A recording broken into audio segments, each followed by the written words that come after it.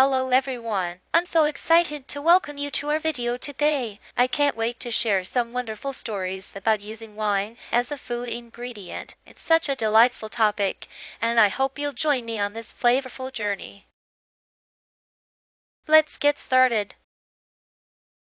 So, let me tell you about a cooking episode that really opened my eyes to the importance of wine in the kitchen. I was preparing a classic coq au vin for a family gathering, and as I reached for the wine, I realized there was a shortage. It was a special occasion. My sister was visiting from out of town, and I wanted to impress everyone with this traditional dish. The coq au vin requires wine to enhance the flavors of the chicken and vegetables, and I was in a bit of a pickle. Wine as a food ingredient is truly special because it adds depth and complexity to dishes. In California, we often use wine in recipes like risotto, braised meats, and sauces. It's particularly popular during the fall and winter months when people enjoy hearty meals that warm the soul. The rich flavors of wine really elevate the dining experience, making it a staple in many households. When I faced this shortage, I had to think outside the box. Instead of just substituting with broth, I decided to create a new dish inspired by the coq au vin. I used a blend of grape juice and balsamic vinegar to mimic the wine's acidity and sweetness. The result was the deliciously unique dish that everyone loved. They were pleasantly surprised by the flavors and even asked for the recipe. That sounds amazing, Sarah. I love how you turned a challenge into an opportunity. What inspired you to use grape juice and balsamic vinegar as substitutes? Thank you, Emily. I thought about the flavor profile of wine and how grape juice could provide sweetness, while balsamic vinegar would add that tangy depth. It worked out beautifully. I'm so impressed by your creativity, Sarah. Did you find that the texture of the dish changed with your substitutions? Great question, Maya. The texture remained quite similar, but the flavors were a bit different. It was a fun twist that everyone enjoyed. I love how you embraced the challenge, Sarah. What was the reaction from your family when they tasted the new dish? They were thrilled. They loved the flavors and even said it was a refreshing take on a classic dish. That's wonderful to hear, Sarah. I'm curious, how did you feel about the overall experience of cooking without wine?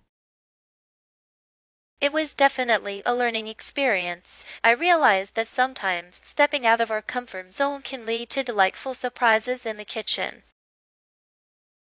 I completely agree, Sarah. One critical criterion for purchasing wine as a food ingredient is quality. When I buy wine, I always look for organic options, especially for my dishes like seafood paella. In Florida, we have access to some fantastic organic wines that enhance the flavors of my dishes. It's essential to choose wines that are free from additives and sulfites, as they can affect the taste of the food. Absolutely, Maya. I'd like to add that pairing is another important criterion. When I purchase wine for my gourmet meals, I consider how the wine will complement the dish. For example, I often use a light white wine for my pasta dishes. In New York, we have so many local wineries that produce excellent pairing options. It's crucial to think about the flavor balance to elevate the meal. I love that point, Chloe. I believe freshness is key as well. When I buy wine, I always check the vintage and ensure it's recent. For my farm-to-table dinners in Texas, I like to use wines that are harvested within the last couple of years. Fresh wine can really enhance the overall taste of the dish, and it's important to be mindful of that. Those are great insights. I'd like to emphasize the importance of region. When I purchase wine, I focus on local wines from Washington. For my baking, I often use the local red wine for my chocolate cake. It's amazing how the terroir influences the flavor, and supporting local wineries is a win-win.